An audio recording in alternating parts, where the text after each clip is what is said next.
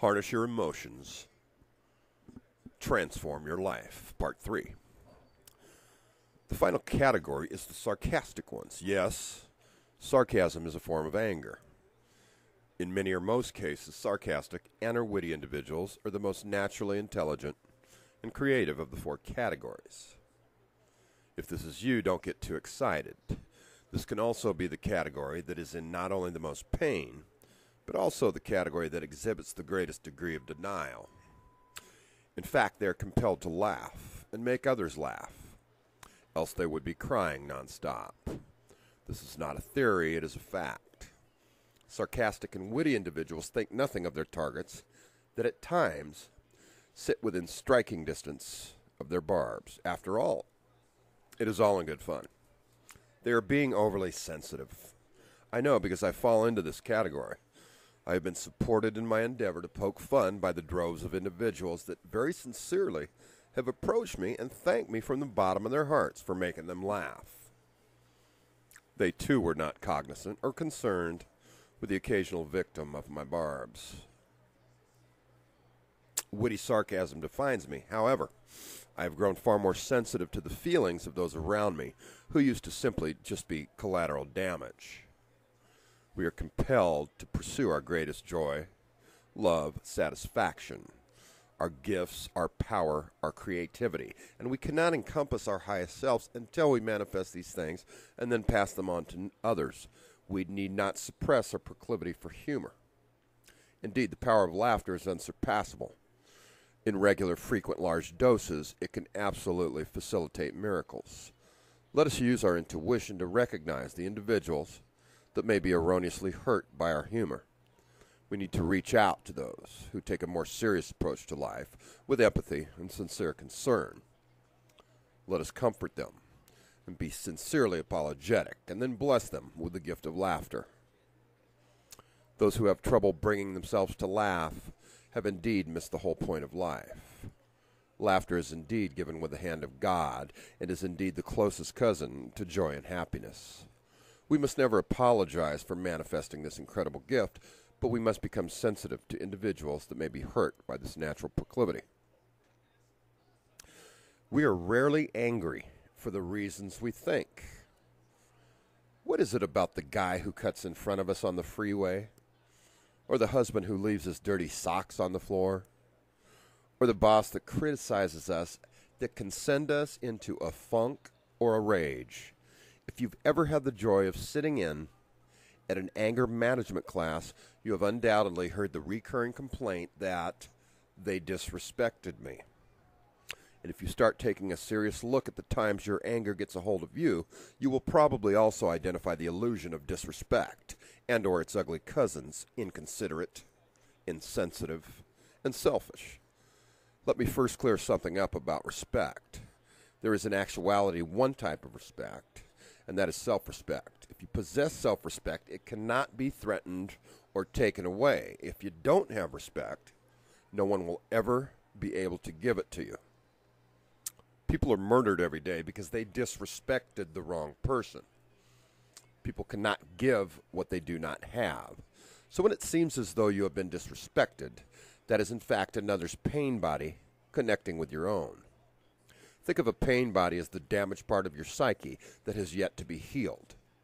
Individuals with big pain bodies need not even be directly involved with the person or dynamic to become enraged.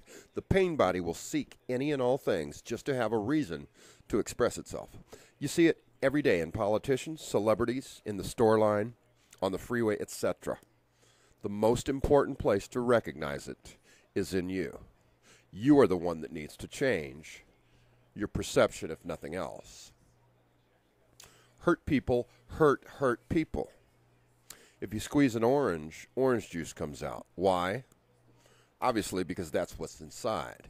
When you squeeze a hurt person, much of the time their hurt will leave their body in the form of anger. Sometimes their anger will turn to aggression, which may manifest as verbal and or physical violence. However, in the vast majority, if not all cases, hurt people can only hurt people. People can steal your car. They can even take your life.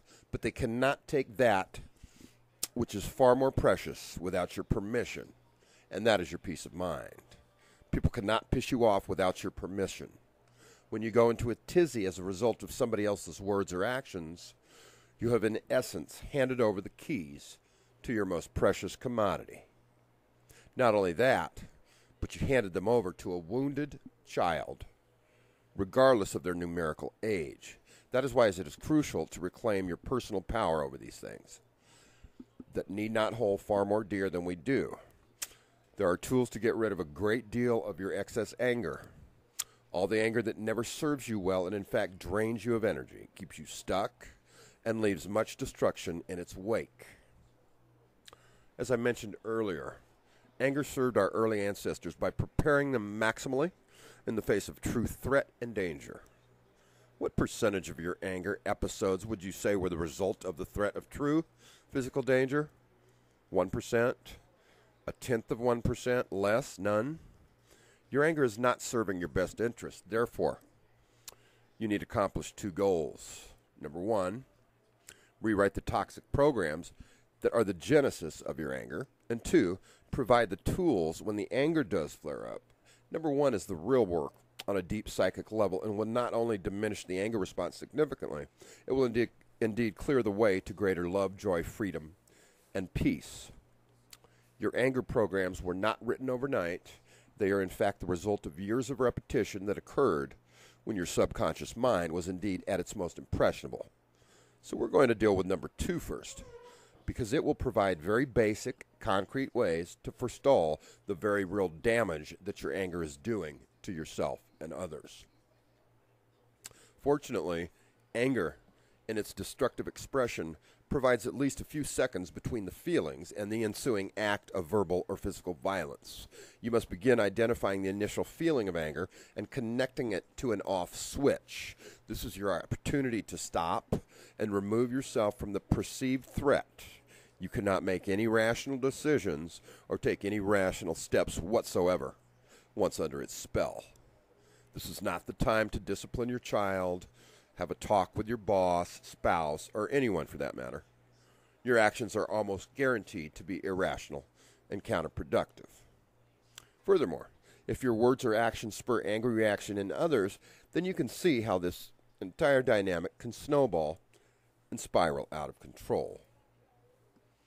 Ladies and gentlemen, that concludes part 3 of Harness Your Emotions, Transform Your Life. And please look forward to part 4 coming soon. Thank you.